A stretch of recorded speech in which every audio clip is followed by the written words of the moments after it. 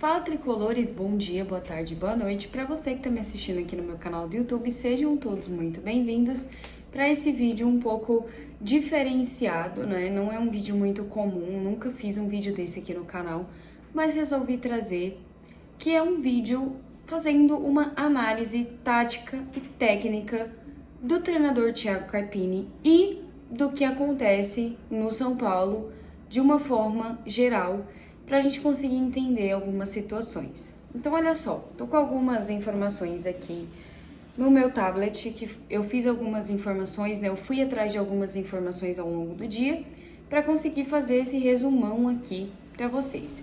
Então, vamos lá. O Thiago Carpini, ele é um treinador extremamente novo, tá? Ele começou a carreira tem mais de 4 anos e ele já tem passagens em times como Inter de Limeira, Oeste, Guarani, Santo André, Água Santa e Juventude. Lembrando que o Thiago Carpini é um treinador de 39 anos, então é um treinador muito novo que começou por agora na profissão. A gente consegue destacar as duas últimas passagens dele como treinador. A gente consegue destacar a passagem dele no Água Santa e a passagem dele no Juventude, né? Então, olha só, no Água Santa, o Carpini ficou lá por 11 meses. E ele fez um excelente trabalho à frente lá do clube de Diadema, né? Do clube Água Santa. Ele eliminou o São Paulo, não sei se vocês se lembram, mas ele eliminou o São Paulo nas quartas de final do Campeonato Paulista do ano passado. Aquele jogo que foi no Allianz Parque, que foi para os pênaltis e o São Paulo acabou eliminado nos pênaltis. Pois bem, ele levou o Água Santa até a final do Campeonato Paulista, conquistou a vitória no primeiro jogo, mas acabou perdendo para o Palmeiras no segundo jogo e o Palmeiras se sagrou o campeão paulista do ano passado. Então, no Água Santa, ele teve números muito positivos, né? Ele teve 11 vitórias, 11 empates e 6 derrotas. É um número bem expressivo, né? Diante do clube em que ele estava gerindo, porque ele não tinha tantas peças que ele pudesse trabalhar e mesmo assim ele teve um bom desempenho. No Juventude, ele tinha um objetivo que era mais difícil se a gente fosse olhar entre Água Santa e Juventude. Ele pegou o Juventude numa situação muito complicada, tá? Ah, Johanna, como que era essa situação? O Juventude estava na zona de rebaixamento e tinha apenas 3 pontos conquistados. Com a chegada do Thiago Carpini, o time teve uma injeção de ânimo e decolou no Campeonato Brasileiro da Série B do ano passado. Então, quais foram os números dele no Juventude? Foram 32 jogos, 17 vitórias, 11 empates e apenas 4 derrotas. Então ele teve um aproveitamento muito acima da média. Esses 2 últimos trabalhos dele ele trouxe ótimos resultados, tanto no Água Santa quanto no Juventude. Por isso que despertou o interesse do São Paulo por esse treinador. Claro que quando ele chegou, nós sabíamos que nós teríamos que ter paciência com ele, porque ele é um treinador que está iniciando e é um treinador que está pegando um time grande pela primeira vez na carreira, tá? Porque os outros times que ele treinou, o Juventude até que tem uma certa grandeza, mas não é do nível do São Paulo. Aqui no São Paulo, a cobrança é 30 vezes pior do que em qualquer outro clube. Então aqui sempre se vai buscar, sempre se vai brigar por resultados. Se os resultados não forem atingidos a cada partida, é óbvio que o trabalho dele vai gerir uma certa cobrança, a torcida vai cobrar e vai querer essa entrega de resultados, até porque ele tem um elenco muito qualificado nas mãos, tá? Então, olha só, como que é o estilo de jogo do Thiago Carpini? Eu fui atrás de todas essas informações para trazer tudo isso para vocês. O Thiago Carpini, ele gosta de times agressivos e ofensivos. Então, ele defende com 2 linhas de 4 e ele prefere um centroavante mais fixo na área. A gente consegue ver isso hoje no esboço do time do São Paulo. Eu até falei nas minhas redes sociais que o André Silva ontem estava extremamente isolado. E isso faz parte, a característica do time do Thiago Carpini. Ele prefere que o centroavante ele fique isolado na área, tá? Suas equipes chamam a atenção por serem extremamente competitivas e saberem jogar de forma equilibrada. a equipe ataca e defende da mesma maneira. No Juventude, por exemplo, ele dominava a posse de bola e controle em casa, mas fora de casa ele sabia se fechar e sabia contra-atacar se o jogo pedisse. Inclusive, ele até deu uma entrevista para o Flow Podcast, onde ele fala sobre isso. Ó. Eu vou ler para vocês a fala dele aqui. Gosto de ter a bola, do futebol corajoso, de construção com triangulações. Falo muito para os atletas, o futebol anda muito físico e perdemos a irreverência, o enfrentamento. Acredito no futebol de drible, de 1 contra 1. Temos que organizar taticamente para criar alternativas e improvisos. É algo que trabalho muito em cima dos atletas. Isso aqui foi uma entrevista que ele deu para o Flow Podcast, tá, gente? Então, nos últimos trabalhos do Thiago Carpini, tanto no Água Santa quanto no Juventude, o time que era comandado por ele apresentava o quê? Saída sustentada, com laterais saindo muito para o jogo. Então, o que isso significa? O time tem uma saída de bola com o goleiro, né? Jogando com a bola de pé em pé, para chamar os adversários para cima e liberar um espaço. Então, essa é uma característica dos times do Thiago Carpini, tanto no Água Santa quanto no Juventude. Eu usei esses dois times para fazer essa análise e a gente vai chegar até o presente momento onde ele está treinando o São Paulo. Então, nessa saída sustentada, um dos laterais busca a bola sempre pelo lado e joga diretamente com ponta, tá? Isso é uma característica do time do Thiago Carpini. Muitas triangulações pelo lado. Então, uma marca registrada do time do Carpini é o jogo pelos lados, tá? Então, os times treinados por ele gosta que o time triangule sempre pela beirada, com o camisa 10 encostando no lado. Então, sempre verifica que vai ser uma triangulação de jogadores. Isso aí é uma característica que ele tinha no Água Santa e no Juventude, né? Então, o Carpini, ele entende que essas triangulações pelo lado deixa mais espaço para jogar, né, pelas laterais e permite que o time vá trocando de posições, mas sempre buscando sair livre para conseguir fazer a jogada, né, para conseguir inverter a bola no lado oposto. Uma outra característica é o camisa 9 fixo e os volantes chegando bastante. Então, ele prefere que o camisa 9 fique mais isolado lá no ataque, tá? Então, no time do Carpini, você não vai ver o camisa 9 voltando mais. Ele vai ficar mais isolado. E a defesa dele, né? Defesa com 2 linhas de 4. Então, o Carpini, ele, tanto no Água Santa quanto no Juventude, ele montou o time num 4-2-3-1. O Juventude, na verdade, ele fazia uma variação. Às vezes era 4-3-3 e às vezes era 4-2-3-1, quando um jogador específico entrava. Então, em todos os esquemas que ele apresentava, o time dele sempre se defendia com 2 linhas de 4. Então, imaginem um funil, tá? No sistema 4-2-3-1, imaginem um funil onde aparentemente parece um triângulo. Ele defende dessa forma. Ele defende com 2 jogadores na zaga e 2 jogadores na lateral. Então, ele forma um triângulo nesse estilo 4-2-3-1. E foi isso que ele adotou no Juventude e tá tentando fazer no São Paulo, tá? Esse esquema, como eu falei, ele funciona com 4 linhas. Então, a linha de defesa é formada por 4 jogadores, 2 zagueiros e 2 laterais.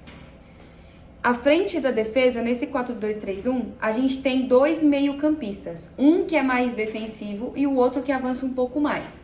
No caso do São Paulo, a gente tem Pablo Maia e Alisson. O Pablo Maia, ele é um pouco mais retraído, ele joga mais na parte defensiva. E o Alisson, ele joga avançando um pouco mais, né? Geralmente, o Alisson, ele tem uma característica de organizar mais o jogo. Ele não tem essa característica de morder igual o Pablo Maia, né? Então, a gente tem a nossa dupla de volantes nesse esquema, Pablo Maia e Alisson. Mais à frente dos dois, a gente tem um trio de meio-campistas, né? Que esses meio-campistas têm caráter ofensivo, tá? Esses meio-campistas jogam atrás de um único atacante. Então, no nosso caso, ou é o Caleri ou é o André Silva. Pegando esse esboço e colocando nesse esquema 4-2-3-1 do que foi o São Paulo ontem. Então, a gente tem o Rafael no gol, a gente tem a nossa dupla de zaga, que é o Arboleda e o Diego Costa, Mais à frente deles, nós temos o Pablo Maia e o Alisson, que seriam os dois meio-campistas, a nossa dupla de volante. E no nosso trio, a gente teve ontem o Rames, o Lucas de um lado e o Rato do outro, né? Que são os três meio-campistas que ficam à frente do centroavante, né? E a gente tem o nosso centroavante, no caso, ontem foi o André, né? Que ficou mais sozinho, ficou mais isolado ali. E ele implementou isso tanto no Água Santa, quanto no Juventude, quanto no São Paulo. O esquema 4-2-3-1 não é um esquema ruim. Muita gente acha que fica um buraco no meio de campo. Mas o próprio Dorival utilizava esse 4-2-3-1. Nos últimos jogos do São Paulo, principalmente contra o Flamengo, foi no esquema 4-2-3-1. Então, dá para se montar o esquema, mas os jogadores precisam se achar. E aí o Carpini saiu do Juventude com excelentes resultados e veio para o desafio São Paulo Futebol Clube, que a gente sabe que é totalmente diferente. Assim, muito diferente do que era no Juventude, né? Então aqui a cobrança é maior e a pressão vai ser muito maior. E óbvio que é um dos maiores desafios da carreira do Thiago Carpini, que já havia recusado treinar o Santos porque não se sentia confiante para isso, mas decidiu treinar o São Paulo. Então olha só, o Carpini ele fez a sua estreia no dia 20 de janeiro, tá? Contra o Santo André. Foi uma vitória por 3-1. Na ocasião, ainda tinha um esboço do time do Dorival e o time desempenhou bem, atingindo até 64% de posse de bola. E a gente teve uma vitória na estreia do Campeonato Paulista. No segundo jogo dele, que foi no dia 23 de janeiro, foi contra o Mirassol. Nesse jogo, o time já sofreu um pouco mais, sofreu bastante para conseguir o resultado, mas nós também tivemos algumas interferências da arbitragem, né, naquele empate por 1-1 com a equipe do Mirassol. Seu terceiro jogo foi no dia 27 de janeiro, contra a Portuguesa. Nessa ocasião, ele utilizou o time reserva para fazer esse jogo. O São Paulo sofreu bastante, teve muita pressão, mas conseguiu ganhar da Portuguesa, né? O time não performou bem, mas conseguiu ganhar da Portuguesa por 1-0. O quarto jogo dele, e um dos mais badalados que ele teve, foi no dia 30 de janeiro, que foi contra o arquirrival Corinthians na Neoquímica Arena, onde na ocasião o time performou bem e conseguiu quebrar o tabu na Neoquímica Arena, um tabu que já durava anos. Então, essa vitória veio destacando um futebol sólido e muito consistente. No dia 4/2, o Carpini fez o jogo mais importante até então, que foi o jogo da Supercopa Rei contra o Palmeiras. Foi um jogo equilibrado, o Palmeiras teve chance, o São Paulo teve chance, foi um futebol mais pensado, mais inteligente, e nos pênaltis o São Paulo acabou se sagrando campeão, né? Ficando com o título. E o que esses jogos que eu falei, todos eles têm em comum? Em todos esses jogos, o esboço ainda era do time do Dorival. Ele não colocou as ideias dele, ele não mexeu na forma como o time ia jogar, justamente porque tinha um clássico contra o Corinthians e a decisão contra o Palmeiras, os dois na mesma semana. Então a gente tinha ainda um esboço do time do Dorival. Depois desse jogo, nós vamos para o sexto jogo do Carpini, no dia 7 de fevereiro, contra o time do Água Santa. Foi uma partida onde o São Paulo venceu por 3-0 e apresentava ali uma certa tranquilidade por parte do time, né? O seu sétimo jogo foi no dia 10 de fevereiro, aonde ele começou com os revés. Ele perdeu para a Ponte Preta no placar de 2-0 e nesse jogo já se começou a ver um pouco do que o Carpini queria, tanto nas substituições quanto no time disposto em campo. Então ele já estava ali adotando o estilo dele e mostrando o que ele queria, e o São Paulo sofreu um revés para a Ponte Preta. Foi um jogo bem apático do time e um jogo bem abaixo. O oitavo jogo dele foi um clássico, no dia 14 de fevereiro, no Morumbi, onde o Morumbi estava lotado, e o time não conseguiu performar bem contra o rival Santos, tá? Vale lembrar que o Santos está em processo de reconstrução, e o São Paulo não conseguiu vencer o Santos no Morumbi lotado, com um futebol bem apático e muito pouco inspirado. Seu nono jogo foi extremamente precário, aconteceu no dia 17 de fevereiro contra as reservas do Bragantino, vocês vão lembrar. O São Paulo conseguiu a virada em cima do Bragantino e não conseguiu segurar o resultado até o final e acabou tomando um empate, né, nesse jogo. Então, foi um time apático e bem displicente, né, talvez. E aí o time, nesse momento, nesse jogo contra o Bragantino, já dava indícios de que algo não ia bem. No seu 10º jogo, e um dos mais terríveis em matéria de futebol, foi contra o Guarani no dia 25 de fevereiro. Eu tô falando com vocês e olhando pra cá, que é onde eu fiz as minhas anotações, tá? Contra o Guarani, o São Paulo estava disputando uma partida contra um time já praticamente rebaixado, um time que não aspirava mais nada no Campeonato Paulista. E o time, mais uma vez, se postou em campo de forma apática, um futebol nojento, que não apresentava absolutamente nada, e acabou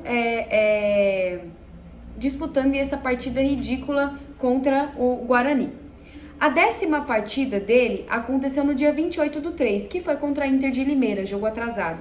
O time performou um futebol apático no primeiro tempo e no segundo tempo conseguiu um resultado até que elástico por 3-0, dando lampejos de que poderia apresentar alguma coisa, mas ainda assim bem terrível. Já no dia 3/3, ele fez a sua 12ª partida sob o comando do São Paulo contra o Palmeiras. Esse jogo eu vou deixar um pouco de lado, porque esse jogo teve aquelas interferências da arbitragem, foi um jogo cheio de polêmica, então eu não vou colocar isso nas estatísticas do Thiago Carpini. No dia 17 de março, o Carpini, no dia 10, na verdade, de março, teve a 13ª partida para fechar o Campeonato Paulista, onde o time não performou bem mais uma vez e, por um milagre divino de Deus, se classificou com o pênalti no finalzinho contra o Ituano. Lembra o jogo em que ele colocou a mão na orelha para provocar a torcida do Ituano? Enfim, exatamente nessa partida. E aí, no dia 17 de março, o trabalho pobre do time treinado pelo Thiago Carpini foi coroado com a eliminação no Morumbi para o Novo Horizontino. Novamente, o time não performando bem.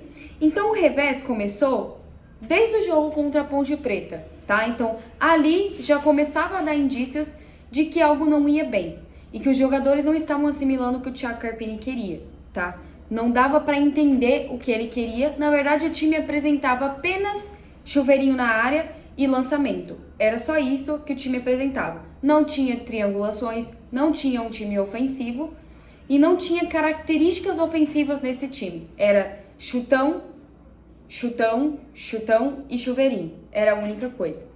Então eu me pergunto, após toda essa análise que eu fiz do Thiago Carpini, por que esse esquema não funciona, esse 4-2-3-1 não funciona no São Paulo?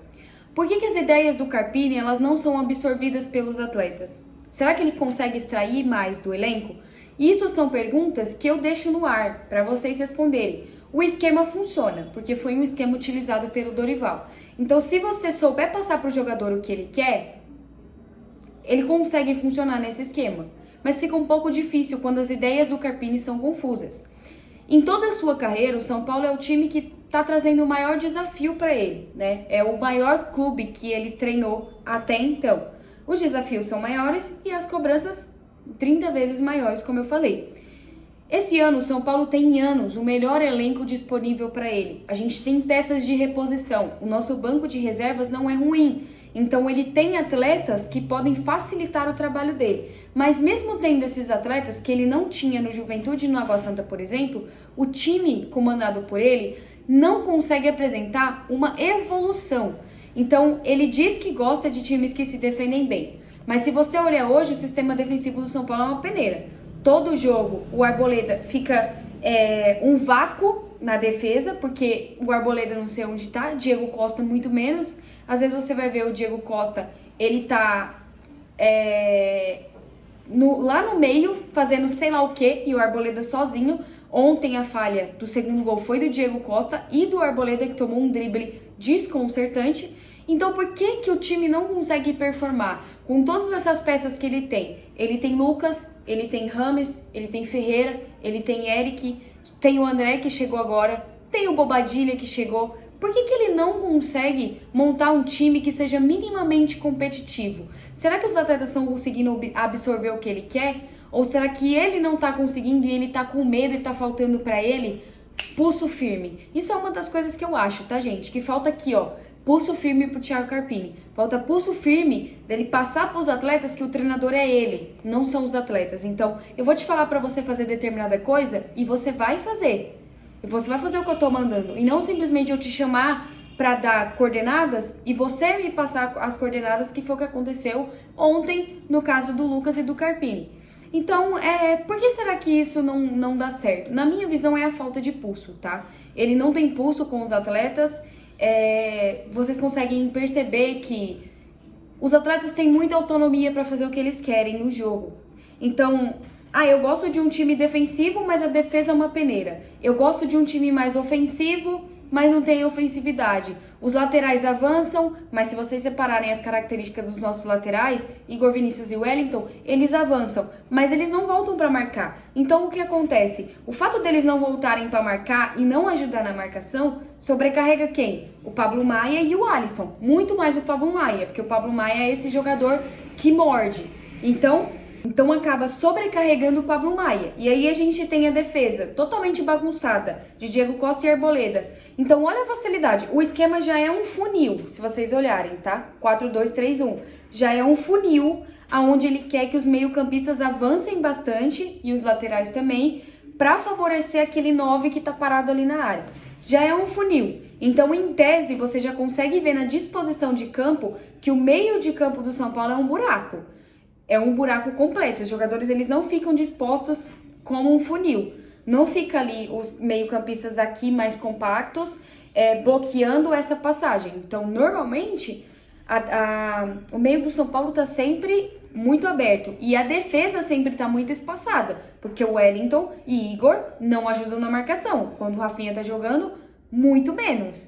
Então, é um time que ele queria que fosse defensivo e sólido, e agressivo, ofensivo. E ele não consegue implementar isso no time do São Paulo. É um time com um déficit de criação muito grande. É um time que apresenta muito pouco para o que é esperado e para o elenco que tem. Então, se as suas convicções não dão certo, ou você muda, ou você deixa claro para os atletas o que você quer. Se o 4-2-3-1 não está funcionando na sua visão, usa o 4-3-3, que talvez seja mais seguro. Porque os atletas, eu consigo perceber isso no time do São Paulo, eles ficam perdidos, gente. Eles não sabem o que eles fazem. Eu já falei isso com alguns amigos meus, que o time parece um bando de barata tonta correndo atrás da bola. Então você consegue perceber que o gol que a gente tomou ontem, o primeiro gol, né, do Tadjeres, tinha todos os jogadores dentro da área, praticamente tinha uns 10 jogadores dentro da área, e mesmo assim o jogador do Tadjeres conseguiu fazer o giro e bater pro gol. Mesmo tendo os 10 jogadores dispostos na área. Então, que sistema defensivo é esse? Os meio-campistas totalmente perdidos, só querendo saber de lançar a bola pro camisa 9, que no caso era o André, ele não é camisa 9, mas o centroavante, lançamento, chega na linha de fundo, cruza para a área, tenta por um milagre achar alguém. Isso ficou visível nos vídeos postados no amistoso lá que o São Paulo fez contra o Mogi. Não teve uma jogada de triangulação. E me espanta ele falar que ele quer que o time dele apresente triangulações, que até agora eu não vi no São Paulo. Em nenhum jogo, desde o jogo contra a Ponte Preta, que ele começou a implementar o estilo dele, eu não consegui ver. Não sei se vocês conseguiram, mas eu não consigo ver triangulações, eu não consigo ver 1 contra 1. O único jogador que faz assim 1 contra 1 é o Ferreirinha. E na maioria das vezes ele não consegue finalizar a jogada. Ou ele é interceptado, ou ele erra, alguma das situações. Mas ele nunca consegue fazer esse 1 contra 1. Ele de um lado e o Eric do outro, será que não funcionaria? Será que o Lucas mais centralizado não daria certo? São testes que ele tem que fazer, que até agora ele não fez. A única coisa que ele tentou fazer foi implementar um 4-2-3-1 completamente falido, que os jogadores não conseguem assimilar o que ele tá falando. E aí fica complicado. Enfim, gente, muitas pessoas acham que o problema tá no 3-4-2-1. Eu não acho, foi um esquema utilizado pelo Dorival e que funcionava muito bem, né? A chave para esse trabalho do Thiago Carpini é justamente a falta de pulso que ele tem com os atletas, né? Então, o Carpini, ele me parece que ele chegou amedrontado no São Paulo. Ele tem medo de errar, ele tem medo dos resultados não vir. Então, o que ele faz? Ele faz o esquema de broderagem com os atletas. Então, a gente não tem um técnico na beira do campo. A gente não tem um técnico. A gente tem um cara que fica à beira do campo só analisando e os jogadores decidem o que eles vão fazer. É o esquema de broderagem. Talvez seja por isso que ele seja tão protegido pelos jogadores, né? Que em todas as entrevistas defendem o Carpini, né? Então, as ideias dele me parecem que não são bem captadas pelos jogadores. Mesmo se tratando do mesmo esquema utilizado pelo Dorival. Ainda assim, são pensamentos diferentes. Não é porque é o 4-2-3-1 que o Carpini pensa da mesma forma que o Dorival. Dorival tem uma forma de pensar e o Carpini tem outra forma de pensar. São pensamentos diferentes. E eu acho que tá faltando os jogadores entenderem o que o Carpini quer. Tá faltando, na verdade, o Carpini ter pulso firme de escalar os seus jogadores, de orientar os seus jogadores e de fazer as suas escolhas. Tá faltando pulso para ele. E até onde isso vai? Não sabemos.